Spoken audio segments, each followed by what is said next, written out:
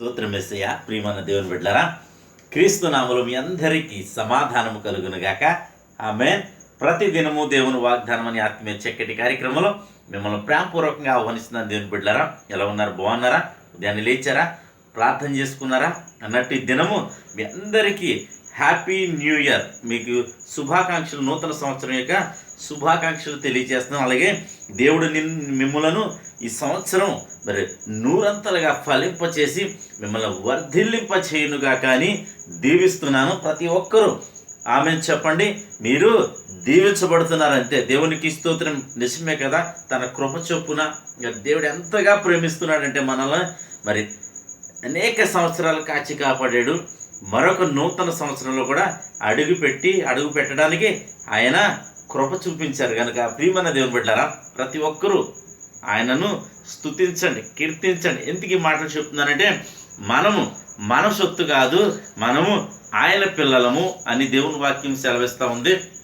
మరి ఆయన నిన్ను ప్రేమిస్తున్నాడు కనుకనే మరొక అవకాశం దేవుడు మనకి ఇచ్చాడు. ఎందుకంటే మనం నీతిమంతులని మనల్ని ఈ సంవత్సరం చూడడానికి కృప చూపించలేదు.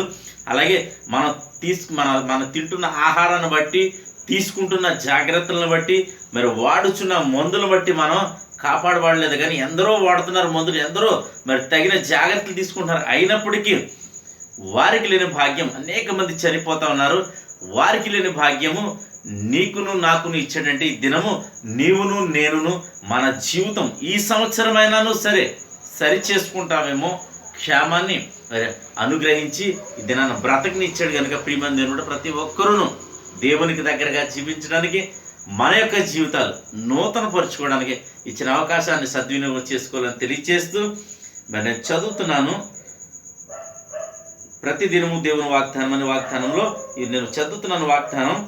ద్వితీయోపదేశకాండము 11వ అధ్యాయము 12వ వచనం. అది ఆకాశ వర్ష జలము త్రాగును, అది నీ దేవుడైన యెహోవా లక్ష్యపెట్టు దేశము, నీ దేవుడైన యెహోవా కొనులు సంవత్సరాది మొదలుకొని సంవత్సరాంతం వరకు ఎల్లప్పుడూ దాని మీద ఉన్న దేవునికి స్తోత్రం. అది ఆకాశ వర్ష జలము తాగుతుందట. అది నీ దేవుడైన యెహోవా లక్ష్యపెట్టు దేశం అట. దేశం అంటే మరి మట్టి కాదోయ్, మనుషులు అన్న రీతిలో మరి దేవుని వాక్యం ఏంటంటే, మరి అది ఆకాశ వర్షజలం అంటే దేవుడు లక్ష్య పెట్టే దేశం మీద తగిన సమయంలో మరి తగిన కాలంలో వర్షాన్ని కురిపిస్తాడు, ఆశీర్వాదపు వర్షాన్ని కురిపిస్తాడు కనుక ప్రియమైన దేవుని బిడ్డ, ఈ దినం నీ మీద ఆశీర్వాదాన్ని కురిపించబోతున్నాడు. మరి ఆయన లక్ష్య పెట్టు దేశంలో నీవు ఉన్నావు కనుకనే ఈ వాగ్దానాలు, ఈ వాక్యాలు, ఈ సువార్త నీకు అందించబడుతుంది కనుక ప్రియమైన దేవుని బిడ్డలారా, ఈ సంవత్సరం అంతయు మరి ఆయన లక్ష్య పెట్టు దేశం మీదట ఆయన కనులు ఈ సంవత్సరం అంతయు, సంవత్సరం మొదలుకొని సంవత్సరాంతం వరకు ఎల్లప్పుడూ మరి దేశం మీద ఉంటుందని వాగ్దానం చేస్తున్నాడు కనుక ఈ దినం నన్ను పట్టించుకునేవారు లేరు, నన్ను చూసేవారు లేరు, నన్ను ఓదార్చేవారు లేరు.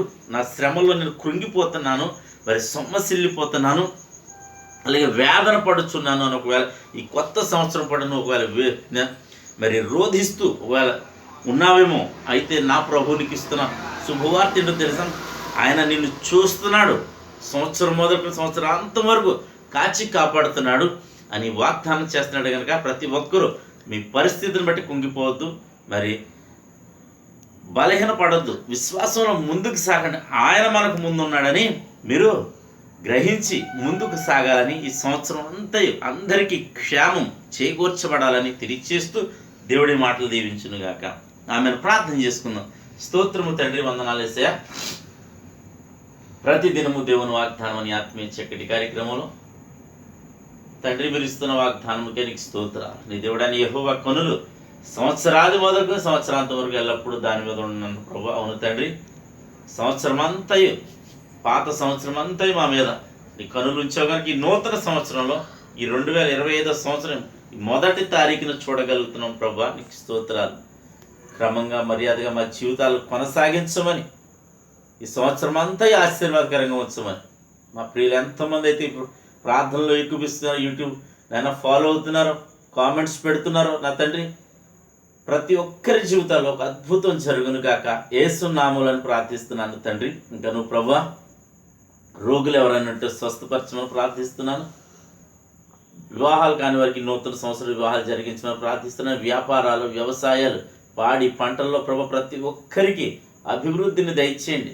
నేను ప్రభు ఆశీర్వాదాన్ని దయచేయమని ప్రార్థిస్తున్నాను తండ్రి. నీకు స్తోత్రాలు. ఎంతమంది నిరాశ నిస్పృహలో ఉన్నారో, ఉద్యోగాలు లేక, పనులు లేక, నా తండ్రి వారందరినీ దీవించమని, వారందరికీ పనులు కల్పించమని ప్రార్థిస్తున్నాను. ఎక్కడెక్కడైతే ప్రభు కరువు నేను, అలాగే ఆహారం లేక, వస్త్రాలు లేక, గృహాలు లేక, నా తండ్రి ఎంతమంది అయితే వారందరికీ తగిన ఆదరణ మీరు దయచేయమని, అలాగే ప్రభు ఈ నూతన సంవత్సరంలో ప్రభు ఎంతమంది ప్రజలు ప్రభు హాస్పిటల్స్లో ఉన్నారో ప్రభు నేను నూతన సంవత్సరం సెలబ్రేషన్స్ చేసుకోలేని పరిస్థితుల్లో వారందరినీ కూడా ప్రభు మీరు కనికరించండి, కృప చూపించండి, వారిని హాస్పిటల్స్ నుంచి ఇంటికి రప్పించమని ప్రార్థిస్తున్నాను తండ్రి. అలాగే ప్రభు ఆరోగ్యం దయచేయమని ప్రార్థిస్తున్నాను.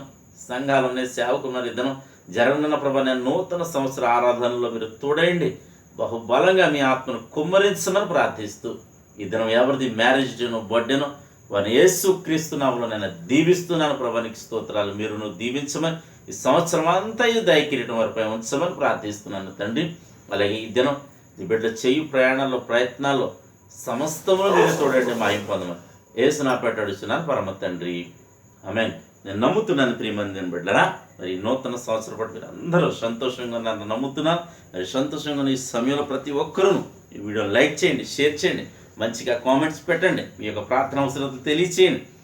అలాగే మరి అనేక మందికి ఇది షేర్ చేయడం ద్వారా సువార్తలో మీరును పాలిభాగస్తులు అవుతారని తెలియచేస్తూ దేవుడు నిన్ను, నీ కుటుంబాన్ని ఈ సంవత్సరంలో బహుగా దీవించునుగాక. ఆమేన్.